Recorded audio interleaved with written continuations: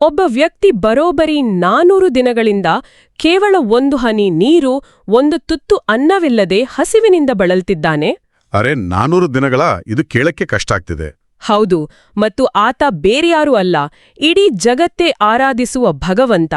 ಆತ ನಡೆದು ಬರ್ತಿದ್ರೆ ಇಡೀ ರಾಜ್ಯದ ಜನತೆ ಆತನ ಪಾದದ ಬಳಿ ಚಿನ್ನ, ಬೆಳ್ಳಿ, ವಜ್ರ, ವೈಡೂರ್ಯಗಳನ್ನೆಲ್ಲ ತಂದು ಸುರಿತಿದ್ದಾರೆ. ಅಂದ್ರೆ ಸಂಪತ್ತಿಗೆ ಅಲ್ಲಿ ಕೊರತೆಯೇ ಇಲ್ಲ. ಖಂಡಿತ ಇಲ್ಲ. ಆತನಿಗೆ ಅತ್ಯಮೂಲ್ಯವಾದ ರೇಷ್ಮೆ ವಸ್ತ್ರಗಳನ್ನ, ಕಿರೀಟಗಳನ್ನ ಅರ್ಪಿಸ್ತಿದ್ದಾರೆ. ಆದ್ರೆ ಜೀವ ಉಳಿಸ್ಕೊಳ್ಳಲು ಬೇಕಾದ ಕೇವಲ ಒಂದು ತುತ್ತು ಅನ್ನವನ್ನ ಮಾತ್ರ ಯಾರೊಬ್ಬರೂ ನೀಡ್ತಿಲ್ಲ. ವಾವ್, ಇದೊಂದು ಅತ್ಯಂತ ಕರಾಳವಾದ ಆದ್ರೆ ಅಷ್ಟೇ ಆಳವಾದ ಚಿತ್ರಣ. ನಿಜ. ನಂಬಲು ಕಷ್ಟವಾದ್ರೂ ಇಂದು ನಾವೆಲ್ಲರೂ ಆಭರಣದ ಅಂಗಡಿಗಳ ಮುಂದೆ ಚಿನ್ನ ಖರೀದಿಸಲು ಮುಗಿಬೀಳುವ ಈ ಅಕ್ಷಯ ತೃತೀಯ ಹಬ್ಬದ ಹಿಂದಿರುವ ಅಸಲಿ ಬೆಚ್ಚಿ ಬೀಳಿಸುವ ಇತಿಹಾಸ ಇದು. ಹೌದು, ಇದೇ ನಮ್ಮ ಇಂದಿನ ಮೂಲ ವಿಷಯ. ಈ ಆಳವಾದ ವಿಶ್ಲೇಷಣೆಯಲ್ಲಿ ಈ ದಿನದ ಮೂಲ ತತ್ವವೇನು ಅನ್ನೋದನ್ನ ನಾವು ಸಂಪೂರ್ಣವಾಗಿ ಕೆದಕಿ ತೆಗೆಯಲಿದ್ದೇವೆ. ನಮ್ಮ ಆಕರಗಳೇನೇನಂತ ಹೇಳ್ಬಿಡಿ. ಖಂಡಿತ. ನಾವು ಜೈನ ಮುನಿಗಳಾದ ಮುನಿಶ್ರೀ ಪ್ರಮಾಣ ಸಾಗರ್ಜಿ ಮತ್ತು ಮುನಿಶ್ರೀ ಸುಧಾ ಸಾಗರ್ಜಿ ಅವರ ಪ್ರವಚನಗಳು ಮತ್ತು ವಿಶ್ಲೇಷಣೆಗಳನ್ನ ಇಲ್ಲಿ ಆಧಾರವಾಗಿಟ್ಕೊಂಡು ಚರ್ಚೆ ಮಾಡ್ತಿದ್ದೀವಿ. ಅಂದ್ರೆ ಈ ಆಚರಣೆಯ ಮೂಲ ರೂಪವನ್ನು ಅರ್ಥ ಮಾಡ್ಕೊಳ್ಳೋ ಪ್ರಯತ್ನ ಇದು. ಹೌದು. ನಾವಿಂದು ಅಕ್ಷಯ ತೃತೀಯ ಅಂದ್ರೆ ಸಂಪತ್ತು ದ್ವಿಗುಣಗೊಳ್ಳುವ, ಚಿನ್ನ ಖರೀದಿಸುವ ವ್ಯಾಪಾರಿ ದಿನ ಅಂತ ಮಾತ್ರ ಭಾವಿಸಿದೀವಲ್ವಾ? ಹೌದು. ಚಿನ್ನದ ಅಂಗಡಿಗಳ ಮುಂದೆ ಅಷ್ಟುದ್ದ ಕ್ಯೂ ಇರುತ್ತೆ. ಆದರೆ ಈ ಮುನಿಗಳ ಆಳವಾದ ವಿಶ್ಲೇಷಣೆಗಳನ್ನು ಹೊರಗೆ ಹೆಚ್ಚಿ ನೋಡಿದಾಗ ಒಂದು ಸಂಪೂರ್ಣ ಭಿನ್ನವಾದ ಜಗತ್ತೇ ನಮ್ಮ ಎದುರು ತೆರೆದುಕೊಳ್ಳುತ್ತೆ. ಇದು ನಾವು ಏನನ್ನಾದರೂ ಪಡೆಯುವ ಸಂಭ್ರಮ ಖಂಡಿತ ಅಲ್ಲ. ಒಂದ್ ನಿಮಿಷ ಕಾಯಿರಿ. ನಾವು ಪ್ರಸ್ತುತ ಆಚರಿಸ್ತಿರೋ ವಿಧಾನಕ್ಕೂ ನೀವು ಹೇಳ್ತಿರೋ ಈ ಐತಿಹಾಸಿಕ ಘಟನೆಗೂ ಎಲ್ಲಿಯೂ ತಾಳೆ ಆಗ್ತಿಲ್ವಲ್ಲ? ಅದೇ ಇಲ್ಲಿನ ಕುತೂಹಲಕಾರಿ ವಿಷಯ. ಅಂದ್ರೆ ನಾವೆಲ್ಲರೂ ಜ್ಯುವೆಲ್ರಿ ಅಂಗಡಿಗಳ ಮುಂದೆ ನಿಂತು ದುಡ್ಡು ಕೊಟ್ಟು ಚಿನ್ನ ಖರೀದಿಸಿದ್ರೆ ನಮ್ಮ ಸಂಪತ್ತು ಅಕ್ಷಯವಾಗುತ್ತೆ, ಅಂದ್ರೆ ಎಂದಿಗೂ ಮುಗಿಯೋದಿಲ್ಲ ಅಂತ ದಶಕಗಳಿಂದ ನಂಬಿದೀವಲ್ಲ? ಹೌದು. ಆ ನಂಬಿಕೆ ಈಗ ಆಳವಾಡಿ ಬೇರೂರಿದೆ. ಹಾಗಾದ್ರೆ ಇದೆಲ್ಲ ಕೇವಲ ಮಾರ್ಕೆಟಿಂಗ್ ಕಂಪನಿಗಳು ಹುಟ್ಟು ಹಾಕಿರೋ ಒಂದು ಕೃತಕ ಭ್ರಮೆಯೇ? ಈ ಪ್ರಶ್ನೆಗೆ ಮುನಿಶ್ರೀ ಪ್ರಮಾಣ ಸಾಗರ್ಜಿ ಅವರು ಅತ್ಯಂತ ಕರಾರುವಾಕ್ಕಾದ ಮತ್ತು ಏನ್ಗೊತ್ತಾ, ನಮ್ಮೆಲ್ಲರ ಕಣ್ಣು ತೆರೆಸುವಂತಹ ತಾರ್ಕಿಕವಾದವೊಂದನ್ನು ಮುಂದಿಡ್ತಾರೆ. ಓಹೋ, ಆ ವಾದ ಏನು ಅಂತ ತಿಳಿಯುವ ಕುತೂಹಲ ಆಗ್ತಿದೆ. ಆ ವಾದದ ಹಿಂದಿರುವ ತರ್ಕವನ್ನು ಒಮ್ಮೆ ಯೋಚಿಸಿ. ಅಕ್ಷಯ ತೃತೀಯದ ದಿನ ಕೇವಲ ಚಿನ್ನ ಖರೀದಿಸಿದ್ರೆ ಜನರು ಶಾಶ್ವತವಾಗಿ ಶ್ರೀಮಂತರಾಗೋದೇ ಆಗಿದ್ರೆ ಇಷ್ಟು ವರ್ಷಗಳಿಂದ ಚಿನ್ನ ಖರೀದಿಸ್ತಿರೋ ನಮ್ಮ ದೇಶದಲ್ಲಿ ಬಡತನ ಎನ್ನುವುದೇ ಇರಬಾರ್ದಿತ್ತು ಅಲ್ವಾ? ಹಾಗೆ ನೋಡಿದ್ರೆ ಅವರು ಹೇಳುವ ತರ್ಕದಲ್ಲಿ ನಿಜಕ್ಕೂ ಹುರುಳಿದೆ. ಎಲ್ಲರೂ ಕುಬೇರರಾಗಿರ್ಬೇಕಿತ್ತು. ನಿಖರವಾಗಿ ಕೇವಲ ಕ್ಯಾಲೆಂಡರ್ನ ಒಂದು ನಿರ್ದಿಷ್ಟ ದಿನಾಂಕದಂದು ಮಾಡುವ ವ್ಯವಹಾರ ನಮ್ಮ ಭವಿಷ್ಯದ ಆರ್ಥಿಕತೆಯನ್ನು ನಿರ್ಧರಿಸುತ್ತೆ ಅನ್ನೋದು ಕೇವಲ ಮೂಢನಂಬಿಕೆಯಷ್ಟೇ. ಖಂಡಿತ. ಇದು ಒಂಥರ ಮಾರುಕಟ್ಟೆ ತಂತ್ರ ಅನ್ನೋದು ಸ್ಪಷ್ಟ ಆಗ್ತಿದೆ. ಅವರು ಮತ್ತೊಂದು ಆಳವಾದ ಅಂಶವನ್ನು ಕೂಡ ನಮ್ಮ ಮುಂದಿಡ್ತಾರೆ ನೋಡಿ. ಪಾಶ್ಚಿಮಾತ್ಯ ದೇಶದ ಜನರಿಗೆ ಈ ಅಕ್ಷಯ ತೃತೀಯದ ಕಲ್ಪನೆಯೇ ಇಲ್ಲ. ಹೌದು, ಅಲ್ಲಿ ಈ ಹಬ್ಬದ ಆಚರಣೆ ಇಲ್ಲ. ಅವರು ಈ ದಿನದಂದು ಜ್ಯುವೆಲ್ರಿ ಅಂಗಡಿಗೆ ಹೋಗಿ 1 ಗ್ರಾಂ ಚಿನ್ನವನ್ನು ಖರೀದಿಸೋದಿಲ್ಲ. ಆದ್ರೂ ಜಾಗತಿಕ ಮಟ್ಟದಲ್ಲಿ ಅವರ ಆರ್ಥಿಕತೆ ಅತ್ಯಂತ ಬಲಿಷ್ಠವಾಗಿದೆ. ಅವರು ಅತಿ ಶ್ರೀಮಂತರಾಗಿದ್ದಾರೆ. ನಿಜ, ನಾವು ಇದನ್ನು ಗಮನಿಸಲೇ ಇಲ್ಲ. ಯಾಕೆಂದ್ರೆ ಸಂಪತ್ತು ಅನ್ನೋದು ಕೇವಲ ನಮ್ಮ ನಿರಂತರ ಶ್ರಮ ಮತ್ತು ನಾವು ಮಾಡುವ ಸತ್ಕರ್ಮಗಳ ಫಲಿತಾಂಶವೇ ಹೊರತು ಯಾವುದೋ ಒಂದು ದಿನಾಂಕದಂದು ಮಾಡುವ ಶಾರ್ಟ್ಕಟ್ ವ್ಯಾಪಾರ ಖಂಡಿತ ಅಲ್ಲ. ಹಾಗಾದರೆ ಆ ನೈಜ ಆಚರಣೆ ಏನು? ಚಿನ್ನದ ಅಂಗಡಿಗೆ ಹೋಗೋದು ಈ ದಿನದ ಉದ್ದೇಶ ಅಲ್ಲ ಅಂದಮೇಲೆ ಜೈನ ಸಂಪ್ರದಾಯದಂತೆ ಈ ಐತಿಹಾಸಿಕ ದಿನದಂದು ನೈಜವಾಗಿ ನಡೆಯಬೇಕಾದದ್ದು ಏನು? ಮುನಿಶ್ರೀ ಸುಧಾಸಾಗರ್ಜಿ ಅವರು ವಿವರಿಸುವಂತೆ ಅಕ್ಷಯ ತೃತೀಯದ ಅತಿ ಮುಖ್ಯ ಮತ್ತು ಪವಿತ್ರವಾದ ಆಚರಣೆ ಅಂದ್ರೆ ಆಹಾರದಾನ. ಆಹಾರದಾನವಾ? ಯಾರಿಗೋಸ್ಕರ? ಯಾರು ವರ್ಷಿತಪ ಅನ್ನೋ ವ್ರತವನ್ನು ಮುಗಿಸಿರ್ತಾರೋ ಆ ಸನ್ಯಾಸಿಗಳಿಗೆ ಕಬ್ಬಿನ ಹಾಲನ್ನ ಅಂದ್ರೆ ಇಕ್ಷುರಸವನ್ನ ಭಕ್ತಿಯಿಂದ ನೀಡುವುದು. ದೇವಸ್ಥಾನಗಳಲ್ಲಿ ತೀರ್ಥಂಕರರ ಮೂರ್ತಿಗೆ ಇದೇ ಕಬ್ಬಿನ ಹಾಲಿನಿಂದ ಸ್ನಾತ್ರ ಪೂಜೆ ಎಂಬ ವಿಶೇಷ ಅಭಿಷೇಕವನ್ನ ಮಾಡಲಾಗುತ್ತೆ. ಆದ್ರೆ ವರ್ಷೀತಪ ಅಂದ್ರೆ ಕೇವಲ ಉಪವಾಸವೇ, ಅದರಲ್ಲಿ ಏನಷ್ಟು ವಿಶೇಷ? ಇದು ಕೇವಲ 1 ದಿನದ ಉಪವಾಸದ ಕಥೆಯಲ್ಲ. ಅಂದ್ರೆ ಒಬ್ಬ ಮನುಷ್ಯ 1 ದಿನ ಊಟ ಬಿಡ್ಬೋದು, 2 ದಿನ ಬಿಡ್ಬೋದು. ಅದಕ್ಕೆ ಇಷ್ಟು ದೊಡ್ಡ ಆಚರಣೆ ಅಗತ್ಯ ಇದೆಯಾ ಅಂತ ನನ್ನ ಪ್ರಶ್ನೆ. ವರ್ಷಿತಪ ಅಂದ್ರೆ ಏನು ಗೊತ್ತಾ?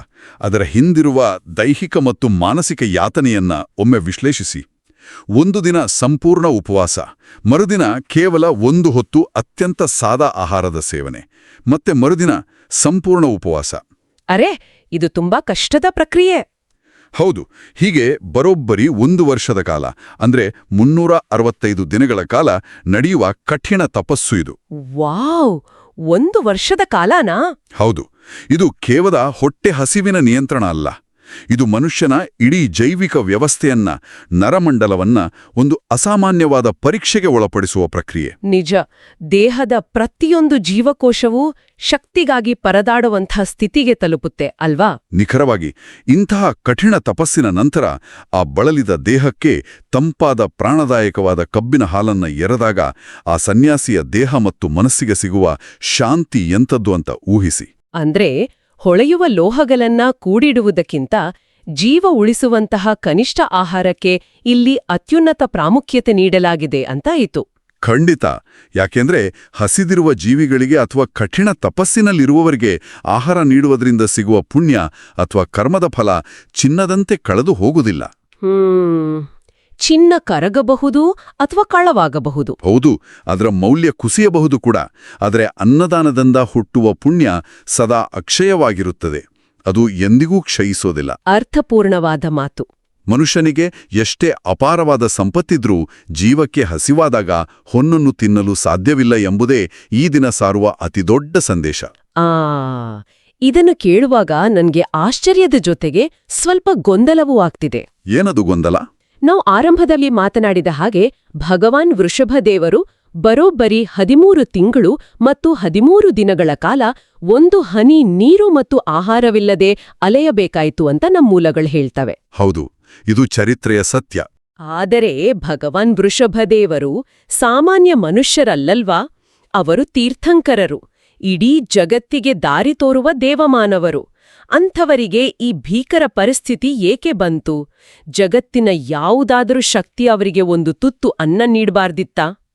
ಇಲ್ಲೇ ನಾವು ಜೈನ ದರ್ಶನದ ಅತ್ಯಂತ ನಿಷ್ಠುರವಾದ ಕರ್ಮ ಸಿದ್ಧಾಂತವನ್ನ ಅರ್ಥ ಮಾಡ್ಕೋಬೇಕು. ಕರ್ಮ ಸಿದ್ಧಾಂತ ಅಂದ್ರೆ ನಾವು ಮಾಡುವ ಪಾಪ ಪುಣ್ಯಗಳ ಲೆಕ್ಕ ಅಲ್ವಾ? ಹೌದು, ಆದರೆ ಕರ್ಮ ಅಂದ್ರೆ ಆಕಾಶದಲ್ಲಿ ಕುಳಿತು ನಮ್ಮ ತಪ್ಪು ಒಪ್ಪುಗಳನ್ನ ಬರೆಯುವ ಯಾವುದೋ ಒಬ್ಬ ವ್ಯಕ್ತಿಯಲ್ಲ. ಕರ್ಮ ಅನ್ನೋದು ಅತ್ಯಂತ ಸೂಕ್ಷ್ಮವಾದ ಭೌತಿಕ ಕಣಗಳಿದ್ದಂತೆ. ಭೌತಿಕ ಕಣಗಳ? ಅಂದ್ರೆ ನಮ್ಮ ಸುತ್ತ ಇರ್ತಾ? ಹೌದು, ನಾವು ಮಾಡುವ ಪ್ರತಿಯೊಂದು ಆಲೋಚನೆ, ಆಡುವ ಮಾತು ಮತ್ತು ಮಾಡುವ ಕೆಲಸಗಳು ನಮ್ಮ ಆತ್ಮದ ಸುತ್ತ ಈ ಕರ್ಮಕಣಗಳನ್ನ ಅಂಟಿಸುತ್ತವೆ. ಮುನಿಗಳು ವಿವರಿಸುವಂತೆ ವೃಷಭದೇವರ ಈ ಉಪವಾಸದ ಹಿಂದಿನ ಕಾರಣ ಅವರ ಹಿಂದಿನ ಜನ್ಮದ ಒಂದು ಘಟನೆ. ಹಿಂದಿನ ಜನ್ಮದಲ್ಲಿ ಏನಾಗಿತ್ತು? ತಮ್ಮ ಹಿಂದಿನ ಜನ್ಮದಲ್ಲಿ ಅವರು ಸಾಮಾನ್ಯ ಕೃಷಿಕರಾಗಿದ್ರು. ತಮ್ಮ ಜಮೀನಿನಲ್ಲಿ ಉಳುಮೆ ಮಾಡುವಾಗ ಎತ್ತುಗಳು ಬೆಳೆ ತಿನ್ನದಿರ್ಲಿ ಅಂತ ಅವುಗಳ ಬಾಯಿಗೆ ಬಲೆ ಕಟ್ಟಿದ್ರು. ಒಂದು ನಿಮಿಷ, ಅದು ಕೃಷಿಯಲ್ಲಿ ಸಾಮಾನ್ಯವಲ್ಲವೇ? ಕೆಲಸ ಮುಗಿದ ಮೇಲೆ ಆ ಬಲೆಯನ್ನ ತೆಗೆದಿರ್ಬೇಕಲ್ಲ? ನಿಯಮದ ಪ್ರಕಾರ ಕೆಲಸದ ನಂತರ ಆ ಬಲೆಯನ್ನ ತಕ್ಷಣವೇ ತೆಗೆಯಬೇಕಿತ್ತು. ಆದ್ರೆ ಅವರು ಬೇರ್ಯಾವುದೋ ಕೆಲಸದ ಒತ್ತಡದಲ್ಲಿ ಅದನ್ನ ಮರೆತು ಕೆಲವು ಮುಹೂರ್ತಗಳ ಕಾಲ, ಅಂದ್ರೆ ಕೇವಲ ಕೆಲವು ಗಂಟೆಗಳ ಕಾಲ ಆ ಮೂಕ ಪ್ರಾಣಿಗಳ ಬಾಯಿಗೆ ಕಟ್ಟಿದ ಬಲೆಯನ್ನ ಹಾಗೇ ಬಿಟ್ಟಿದ್ರು. ಅರೆ, ಖಂಡಿತ ಇದು ನ್ಯಾಯವಲ್ಲ. ನಮ್ಮ ಕಾನೂನಿನಲ್ಲಿ ಉದ್ದೇಶ ಅಥವಾ ಇಂಟೆನ್ಷನ್ಗೆ ಬೆಲೆ ಇದೆ. ಅವರು ಉದ್ದೇಶಪೂರ್ವಕವಾಗಿ ಆ ಎತ್ತುಗಳಿಗೆ ಹಿಂಸೆ ಮಾಡ್ಲಿಲ್ಲ ತಾನೆ? ಹೌದು, ಅದು ಅಜಾಗರೂಕತೆಯಿಂದ ಆಗಿತ್ತು. ಕೇವಲ ಕೆಲಸದ ಒತ್ತಡದಲ್ಲಿ ಮರೆತಿದ್ದಕ್ಕೆ 13 ತಿಂಗಳ ಸುದೀರ್ಘ ಉಪವಾಸದ ಶಿಕ್ಷೆಯೇ. ಕರ್ಮದ ನಿಯಮಕ್ಕೆ ಮನುಷ್ಯನ ಉದ್ದೇಶ ಮುಖ್ಯವಲ್ಲವೇ? ಒಂದು ಸಣ್ಣ ಮರೆವಿಗೆ ಇಷ್ಟೊಂದು ಭೀಕರವಾದ ಶಿಕ್ಷೆಯನ್ನ ಒಪ್ಕೊಳ್ಳೋದು ಕಷ್ಟ ಆಗ್ತಿದೆ. ನಿಮ್ಮ ಆಕ್ರೋಶ ಅರ್ಥವಾಗುವಂಥದ್ದೇ. ಆದರೆ ಏನ್ ಗೊತ್ತಾ, ಕರ್ಮದ ಯಾಂತ್ರಿಕತೆನೇ ಬೇರೆ. ಜೈನ ತತ್ವಶಾಸ್ತ್ರದಲ್ಲಿ ಇದನ್ನ ಅಂತರಾಯ ಕರ್ಮ ಅಥವಾ ಅಬ್ಸ್ಟ್ರಕ್ಟಿವ್ ಕರ್ಮ ಅಂತ ಕರೀತಾರೆ. ಓಹೋ, ಅಬ್ಸ್ಟ್ರಕ್ಟಿವ್ ಕರ್ಮ ಅಂದ್ರೆ ಅಡ್ಡಿಪಡಿಸುವುದು ಅಂತಾನಾ? ಹೌದು. ಆ ಎತ್ತುಗಳು ಸಂಪೂರ್ಣವಾಗಿ ಅವರ ಮೇಲೆ ಅವಲಂಬಿತವಾಗಿದ್ದವು. ತನಗೆ ಆಶ್ರಯವಾಗಿರುವ, ತನ್ನನ್ನೇ ನಂಬಿರುವ ಒಂದು ಜೀವಿ ಆಹಾರ ಸೇವಿಸುವುದನ್ನ ತಡೆಹಿಡಿದ್ರೆ ಅದು ಅಜಾಗರೂಕತೆಯಿಂದಲೇ ಆಗಿರಬಹುದು. ಪ್ರಕೃತಿಯು ಮುಂದೊಂದು ದಿನ ನಿಮ್ಮ ಆಹಾರವನ್ನು ಅಷ್ಟೇ ಕಠಿಣವಾಗಿ ತಡೆಹಿಡಿಯುತ್ತೆ. ಇದು ಒಂಥರ ನೈತಿಕ ಬಟರ್ಫ್ಲೈ ಎಫೆಕ್ಟ್ ಇದ್ಹಾಗೆ ಇದೆ. ನಿಖರವಾಗಿ. ಇದು ಹಿಮದ ಬೆಟ್ಟದ ತುದಿಯಿಂದ ಒಂದು ಸಣ್ಣ ಕಲ್ಲನ್ನ ಕೆಳಗೆ ಉರುಳಿಸಿದ ಹಾಗೆ. ಶುರುವಿನಲ್ಲಿ ಅದು ಕೇವಲ ಒಂದು ಸಣ್ಣ ಕಲ್ಲು. ಆದರೆ ಅದು ಕೆಳಗೆ ಉರುಳುತ್ತಾ ಬಂದಂತೆಲ್ಲ ತನ್ನ ಸುತ್ತಲಿನ ಹಿಮವನ್ನೆಲ್ಲ ಸೇರಿಸ್ಕೊಳ್ತಾ ಕೊನೆಗೆ ಒಂದು ಬೃಹತ್ ಬಂಡೆಯ ಗಾತ್ರಕ್ಕೆ ಬೆಳೆದು ಅಪ್ಪಳಿಸುತ್ತೆ. ಆ ಕೃಷಿಕನ ಕೆಲವು ಗಂಟೆಗಳ ಮರೆವು ಜನ್ಮಾಂತರಗಳನ್ನ ದಾಟಿ 13 ತಿಂಗಳ ಮಹಾ ಹಸಿವಾಗಿ ಬೃಹತ್ ರೂಪದಲ್ಲಿ ಅವರನ್ನೇ ಅಪ್ಪಳಿಸಿತು ಅಂತಾಯ್ತು. ಹೌದು, ತೀರ್ಥಂಕರರಾದರೂ ಅವರು ಆ ಕರ್ಮವನ್ನ ಅನುಭವಿಸಲೇಬೇಕಾಯಿತು. ಇದು ನಿಜಕ್ಕೂ ಬೆನ್ನುಹೂರಿ ಜುಮ್ಮೆನಿಸುವಂತಹ ವಿಚಾರ. ಕರ್ಮದ ಲೆಕ್ಕಾಚಾರ ಇಷ್ಟು ಸೂಕ್ಷ್ಮವಾಗಿರುತ್ತಾ? ಮುನಿ ಸುಧಾಸಾಗರ್ಜಿ ಅವರು ಇದೇ ವಿಚಾರವನ್ನ ಇಟ್ಕೊಂಡು ನಮ್ಗೆಲ್ಲರಿಗೂ ಒಂದು ಗಂಭೀರವಾದ ಎಚ್ಚರಿಕೆಯನ್ನ ನೀಡಿದ್ದಾರೆ ಅಲ್ವಾ? ಹೌದು, ಅವರ ಎಚ್ಚರಿಕೆ ಬಹಳ ನೇರವಾಗಿದೆ ನೋಡಿ. ಒಬ್ಬ ತೀರ್ಥಂಕರರೇ ಒಂದು ಮೂಕ ಪ್ರಾಣಿಯ ವಿಷಯದಲ್ಲಿ ನಡೆದ ಸಣ್ಣ ತಪ್ಪಿಗೆ, ಕೇವಲ ಕೆಲವು ಗಂಟೆಗಳ ಅಜಾಗರೂಕತೆಗೆ ಕರ್ಮದ ನಿಯಮದಿಂದ ತಪ್ಪಿಸಿಕೊಳ್ಳಲು ಸಾಧ್ಯವಾಗಲಿಲ್ಲ. ನಿಜ, ದೇವಮಾನವರಿಗೆ ಆ ಗತಿ ಬಂತು. ಹಾಗಿರುವಾಗ ದಿನನಿತ್ಯ ತಮ್ಮ ಸ್ವಾರ್ಥಕ್ಕಾಗಿ 10 ಹಲವು ತಪ್ಪುಗಳನ್ನು ಮಾಡುವ, ಇತರರನ್ನ ವಂಚಿಸುವ, ಪರಿಸರವನ್ನ ನಾಶ ಮಾಡುವ ಸಾಮಾನ್ಯ ಮನುಷ್ಯರ ಗತಿಯೇನು? ಯೋಚನೆ ಮಾಡಿದ್ರೆ ಭಯ ಆಗತ್ತೆ. ಪ್ರತಿಯೊಂದು ಸಣ್ಣ ಕ್ರಿಯೆಯೂ ತನ್ನದೇ ಆದ ಕಠಿಣ ಕರ್ಮಫಲವನ್ನ ಹೊತ್ತು ತರುತ್ತೆ ಅನ್ನೋದನ್ನ ನಾವೆಲ್ಲರೂ ಗಂಭೀರವಾಗಿ ಪರಿಗಣಿಸಬೇಕು ಎಂಬುದೇ ಅವರ ಎಚ್ಚರಿಕೆ. ಆಲೋಚಿಸಿದಷ್ಟು ಭಯ ಹುಟ್ಟಿಸುವ ವಿಚಾರ ಇದು. ನಮ್ಮ ಪ್ರತಿಯೊಂದು ನಡೆಯೂ, ಪ್ರತಿಯೊಂದು ಮರೆವೂ ಲೆಕ್ಕಕ್ಕೆ ಸಿಗ್ತಿದೆ ಎಂದಾಯ್ತು. ಸರಿ, ಈ ಭೀಕರವಾದ ಕರ್ಮದ ಹಿಡಿತದಿಂದ ಅವರು ಹೊರಬಂದದ್ದು ಹೇಗೆ? ಅದೇ ಈ ಕಥೆಯ ಅತ್ಯಂತ ರೋಚಕ ಘಟ್ಟ. ಆ ಕಠಿಣ ಉಪವಾಸದ ಅಂತ್ಯ ಹೇಗಾಯ್ತು ಅನ್ನೋ ಕಡೆ ಬರೋಣ. ಭಗವಾನ್ ಋಷಭದೇವರು ಆಹಾರವಿಲ್ಲದೆ ಊರೂರು ಅಲೆಯುತ್ತಾ ಕೊನೆಗೆ ಹಸ್ತಿನಾಪುರದ ಶ್ರೇಯಾಂಸರಾಜನ ಬಳಿ ಬರ್ತಾರೆ. ಹೌದು, ಅಲ್ಲಿ ಮನುಕುಲದ ಇತಿಹಾಸದ ಅತ್ಯಂತ ವಿಚಿತ್ರ ಸನ್ನಿವೇಶವೊಂದು ನಿರ್ಮಾಣವಾಗುತ್ತೆ. ವಿಚಿತ್ರ ಸನ್ನಿವೇಶನ ಏದು? ವೃಷಭದೇವರು ಅರಮನೆಗೆ ಬಂದಾಗ ಇಡೀ ರಾಜ್ಯದಲ್ಲಿ ಯಾರಿಗೂ ಆಹಾರದಾನ ಹೇಗೆ ಮಾಡಬೇಕು ಅಂತ ತಿಳಿದೇ ಇರಲಿಲ್ಲ. ಜನರಿಗೆ ಭಕ್ತಿಯಿತ್ತು, ಆದರೆ ಅರಿವಿರಲಿಲ್ಲ. ಅರಿವಿರ್ಲಿಲ್ಲ ಅಂದ್ರೆ ಅವರಿಗೆ ಹಸಿವಾಗಿದೆ ಅಂತ ಗೊತ್ತಾಗ್ಲಿಲ್ವಾ?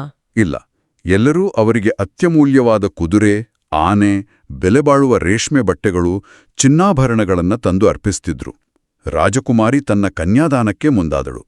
ಆದ್ರೆ ಯಾರಿಗೂ ಆ ಹಸಿದ ಸನ್ಯಾಸಿಗೆ ಕೇವಲ ಒಂದು ತುತ್ತು ಅನ್ನ ಅಥವಾ ಒಂದು ಗುಟುಕು ನೀರು ನೀಡಬೇಕು ಅಂತ ಅನ್ಸಲೇ ಇಲ್ಲ.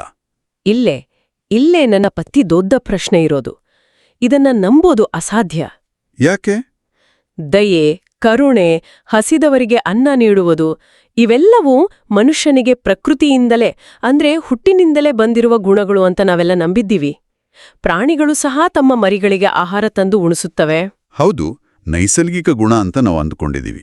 ಚಿಕ್ಕ ಮಕ್ಕಳಿಗೂ ತಮ್ಮ ಬಳಿ ಇರುವುದನ್ನ ಹಂಚಿ ತಿನ್ನಬೇಕು ಅನ್ನೋದು ಗೊತ್ತಿರುತ್ತೆ. ಹಾಗಿರುವಾಗ ಒಂದು ಇಡೀ ಸಾಮ್ರಾಜ್ಯದಲ್ಲಿ ಒಬ್ಬ ವ್ಯಕ್ತಿ ಹಸಿವಿನಿಂದ ಕಂಗೆಟ್ಟು ಬಂದಾಗ ಅವನಿಗೆ ಅನ್ನ ಹಾಕಬೇಕು ಅನ್ನೋ ಕನಿಷ್ಠ ಜ್ಞಾನವೂ ಯಾರಿಗೂ ಇರ್ಲಿಲ್ಲ ಅಂದ್ರೆ ಹೇಗೆ ಒಪ್ಕೊಳ್ಳೋದು? ನಿಮ್ಮ ಅನುಮಾನ ಸರಿ. ಇದು ಕೇವಲ ಕಟ್ಟುಕಥೆಯಂತೆ ಭಾಸವಾಗ್ತಿಲ್ವೇ? ನಿಮ್ಮ ಈ ಪ್ರಶ್ನೆ ಬಹಳ ಸಹಜವಾದದ್ದು. ಆದರೆ ಆ ಕಾಲದ ಸಾಮಾಜಿಕ ವಿಕಾಸವನ್ನ, ಆ ಸಮಾಜದ ರಚನೆಯನ್ನ ನಾವು ಅರ್ಥ ಮಾಡ್ಕೋಬೇಕು. ಅಂದ್ರೆ ಆ ಕಾಲದಲ್ಲಿ ಸಮಾಜ ಹೇಗಿತ್ತು? ಆಗಷ್ಟೇ ಮಾನವ ನಾಗರಿಕತೆ ರೂಪುಗೊಳ್ಳುತ್ತಿತ್ತು. ಜನರು ಪರಸ್ಪರ ವಸ್ತುಗಳನ್ನ ವಿನಿಮಯ ಮಾಡ್ಕೊಳ್ಳೋದನ್ನ ಮಾತ್ರ ಕಲ್ತಿದ್ರು. ಅದರಲ್ಲೂ ಒಬ್ಬ ಉನ್ನತ ಮಟ್ಟದ ಸನ್ಯಾಸಿಗೆ, ಇಡೀ ಜಗತ್ತನ್ನೇ ತ್ಯಜಿಸಿರುವ ತಪಸ್ವಿಗೆ ನಾವು ದಿನನಿತ್ಯ ತಿನ್ನುವ ಸಾಮಾನ್ಯ ಆಹಾರವನ್ನ ನೀಡೋದು ಅಪಚಾರ ಅಂತ ಭಾವಿಸಿದ್ರು. ಓಹೋ, ಅಂದ್ರೆ ಗೌರವ ಕೊಡುವ ಭರದಲ್ಲಿ ಊಟ ಕೊಡ್ಲಿಲ್ಲ ಅಂತನಾ? ಹೌದು, ಸನ್ಯಾಸಿಗಳು ಬೇಡುದಿಲ್ಲ ಮತ್ತು ರಾಜರುಗಳು ಸಾಮಾನ್ಯರಂತೆ ಅನ್ನವನ್ನ ಕೈಯಲ್ಲಿ ಹಿಡಿದು ನೀಡುವುದಿಲ್ಲ ಎಂಬ ಸಾಮಾಜಿಕ ಕಟ್ಟುಪಾಡುಗಳಿದ್ವು.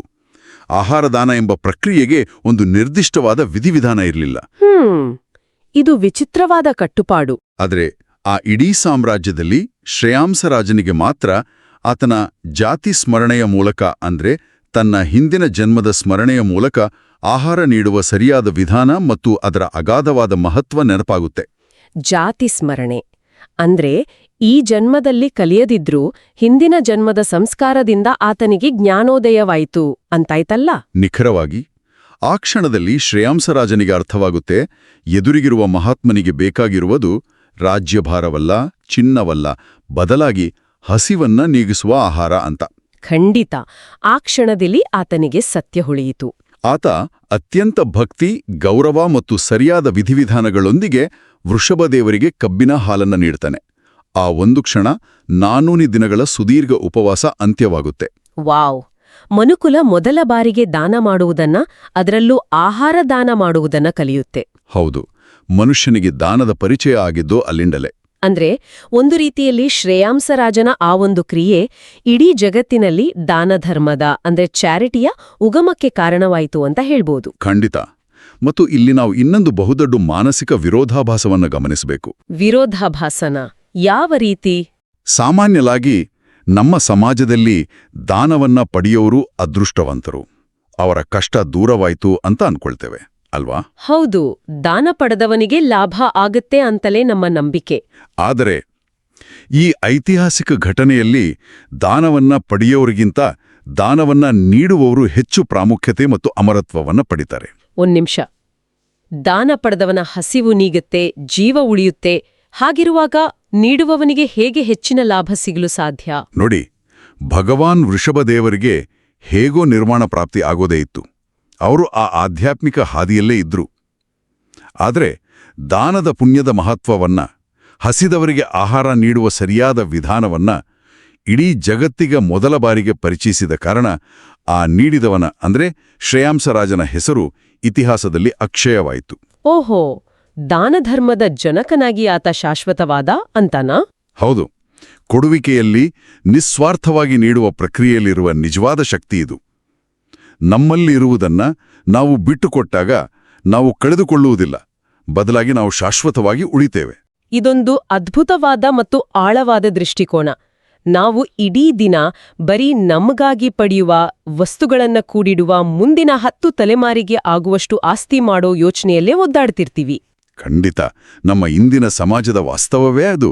ಆದ್ರೆ ನೈಜ ಅಕ್ಷಯತೆ ಅಥವಾ ಶಾಶ್ವತತೆ ಇರುವುದು ನಮ್ಗೇನು ಸಿಗುತ್ತೆ ಅನ್ನೋದ್ರಲ್ಲ, ಬದಲಾಗಿ ನಾವು ಸಮಾಜಕ್ಕೆ ಬೇರೆಯವರಿಗೇನು ಕೊಡ್ತೀವಿ ಅನ್ನೋದ್ರಲ್ಲಡಗಿದೆ. ಸಂಪೂರ್ಣ ಸತ್ಯ.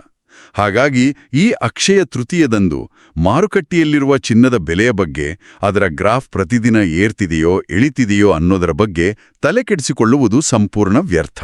ನಿಜ, ಅದು ಅರ್ಥಹೀನ ಅನಿಸ್ತಿದೆ ಈಗ. ಅದರ ಬದಲು ನಾವೆಲ್ಲರೂ ನಮ್ಮ ಕರ್ಮದ ಗುಣಮಟ್ಟದ ಅಂದ್ರೆ ಕ್ವಾಲಿಟಿ ಆಫ್ ಕರ್ಮದ ಕಡೆಗೆ ಹೆಚ್ಚು ಗಮನ ಹರಿಸಬೇಕು. ನಮ್ಮ ನಿತ್ಯದ ಜೀವನದಲ್ಲಿ ಅರಿತು ಅರಿಯದೆಯೋ ಮಾಡುವ ಸಣ್ಣ ಸಣ್ಣ ತಪ್ಪುಗಳ ಬಗ್ಗೆ, ಇತರ ಜೀವಿಗಳಿಗೆ ಉಂಟು ಮಾಡುವ ತೊಂದರೆಗಳ ಬಗ್ಗೆ ತೀವ್ರವಾದ ಎಚ್ಚರ ವಹಿಸಬೇಕು. ಇವೆಲ್ಲವನ್ನೂ ಒಟ್ಟುಗೂಡಿಸಿ ನೋಡಿದಾಗ ಒಂದು ಅದ್ಭುತವಾದ ಚಿತ್ರಣ ಸಿಗ್ತಿದೆ. ಮುನಿಪ್ರಮಾಣ ಸಾಗರ್ಜಿಯವರ ಆ ಒಂದು ಮಾತು ಈಗ ಇನ್ನಷ್ಟು ಆಳವಾಗಿ ಅರ್ಥವಾಗ್ತಿದೆ.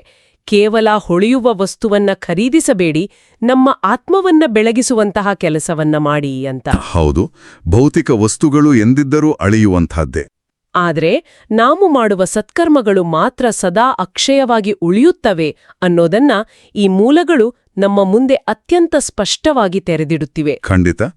ಬದುಕಿನಲ್ಲಿ ಕೆಲಕಾಲ ಮೌನವನ್ನ ಆಚರಿಸುವುದು, ನಮ್ಮ ಇಂದ್ರಿಯಗಳನ್ನು ನಿಯಂತ್ರಿಸುವುದು, ಹಸಿದವರಿಗೆ ನಿಸ್ವಾರ್ಥವಾಗಿ ಆಹಾರ ನೀಡುವುದು ಮತ್ತು ನಮ್ಮ ಸುತ್ತಲಿನ ಇತರ ಮನುಷ್ಯರಿಗೆ, ಪ್ರಾಣಿ ಪಕ್ಷಿಗಳಿಗೆ ತೋರುವ ದಯೆಯಲ್ಲಿಯೇ ಮನುಕುಲದ ನಿಜವಾದ ಅಂತ್ಯವಿಲ್ಲದ ಸಂಪತ್ತು ಅಡಗಿದೆ. ಚಿನ್ನದ ಅಂಗಡಿಯ ಕ್ಯೂನಲ್ಲಿ ಗಂಟೆಗಟ್ಟಲೆ ನಿಂತು ಭ್ರಮೆಯಲ್ಲಿ ಹಣ ಕಳೆದುಕೊಳ್ಳುವ ಬದಲು ಯಾರಿಗಾದ್ರೂ ಒಂದು ಹೊತ್ತಿನ ಊಟ ನೀಡಿದ್ರೆ, ಕಷ್ಟದಲ್ಲಿರುವರಿಗೆ ಆಸರೆ ಆದ್ರೆ, ಅದುವೇ ನಮ್ಮ ಪಾಲಿನ ನೈಜ ಅಕ್ಷಯ ತೃತೀಯ. ಇದು ನಾವು ಕಲಿಬೇಕಾದ ನಿಜವಾದ ಪಾಠ. ಸರಿ, ನಾವು ಈ ಆಳವಾದ ಸಂವಾದದ ಕೊನೆಯ ಘಟ್ಟದಲ್ಲಿದ್ದೀವಿ. ಈ ಎಲ್ಲಾ ಮೂಲಗಳಿಂದ ನಾವು ದಾನದ ಉಗಮ ಮತ್ತು ಕರ್ಮದ ನಿಷ್ಠುರತೆಯನ್ನ ಆಳವಾಗಿ ಅರಿತೆವು. ಆದ್ರೆ ಈ ಸಂವಾದವನ್ನ ಮುಗಿಸುವ ಮುನ್ನ ಒಂದು ಹೊಸ ಆಲೋಚನೆಯನ್ನ, ಕಾಡುವಂತಹ ಒಂದು ಪ್ರಶ್ನೆಯನ್ನ ಬಿಟ್ಟುಹೋಗಲು ಇಷ್ಟಪಡ್ತೀನಿ. ಖಂಡಿತ. ಆ ಅಂತಿಮ ಆಲೋಚನೆ ಏನು ಅಂತ ಕೇಳೋಣ. ನಾವು ಆರಂಭದಲ್ಲಿ ಮಾತನಾಡಿದ ಆ ಹೊಳೆಯುವ ವಸ್ತುಗಳ ಮಾರುಕಟ್ಟೆಯ ಭ್ರಮೆಗೂ ಈ ದಾನಧರ್ಮದ ಉಗಮಕ್ಕೂ ಒಂದು ಅದೃಶ್ಯ ಕೊಂಡಿ ಇದೆ. ಮಾನವ ಇತಿಹಾಸದ ಆರಂಭದಲ್ಲಿ ಹಸಿದವರಿಗೆ ಕೇವಲ ದಾನ ಮಾಡುವುದನ್ನ ಅಥವಾ ಆಹಾರ ನೀಡುವುದನ್ನ ಒಬ್ಬ ವ್ಯಕ್ತಿ ತನ್ನ ಬೇರೆ ಜನ್ಮದಿಂದ ನೆನಪಿಸಿಕೊಳ್ಳಬೇಕಾಗಿತ್ತು ಅಥವಾ ಅದನ್ನ ಸಂಪೂರ್ಣವಾಗಿ ಹೊಸದಾಗಿ ಕಲಿಬೇಕಾಗಿತ್ತು ಅಂದಾದರೆ, ಇಂದು ನಾವು ಅತ್ಯಂತ ಸಹಜ ಮತ್ತು ನೈಸರ್ಗಿಕ ಅಂತ ಭಾವಿಸಿರುವ ಮನುಷ್ಯನ ಮತ್ಯಾವ ಮೂಲಭೂತ ಸದ್ಗುಣಗಳು ನಿಜಕ್ಕೂ ನೈಸರ್ಗಿಕ ಪ್ರವೃತ್ತಿಗಳಾಗಿರದೆ ಕೇವಲ ನಾವು ಸಮಾಜದಿಂದ ಅಭ್ಯಾಸ ಮಾಡಿಕೊಂಡು ಬಂದಿರುವ ನಡವಳಿಕೆಗಳಾಗಿರಬಹುದು. ಇದೊಂದು ಬಹಳ ಆಳವಾದ ಪ್ರಶ್ನೆ. ನಮ್ಮೊಳಗಿನ ದಯೆ, ಪ್ರೀತಿ, ಕರುಣೆ ಇವೆಲ್ಲವೂ ಹುಟ್ಟಿನಿಂದಲೇ ನಮ್ಮ ರಕ್ತದಲ್ಲಿ ಬಂದಿದ್ದೋ ಅಥವಾ ನಾಗರಿಕತೆ ಬೆಳೆದಂತೆ ನಾವು ಕಷ್ಟಪಟ್ಟು ಕಲಿತುಕೊಂಡಿದ್ದೋ? ಒಂದು ವೇಳೆ ನಾವು ಈ ಗುಣಗಳನ್ನ ನಿರಂತರವಾಗಿ ಅಭ್ಯಾಸ ಮಾಡದಿದ್ರೆ ಮತ್ತೆ ನಾವು ಆ ಹಳೆಯ ಅಜ್ಞಾನದ ಕಾಲಕ್ಕೆ ಜಾರಿ ಬಿಡ್ತೇವೇನೋ? ನಮ್ಮ ನೈಜತೆ ಎಲ್ಲಿ ಅಡಗಿದೆ ಯೋಚಿಸಿ.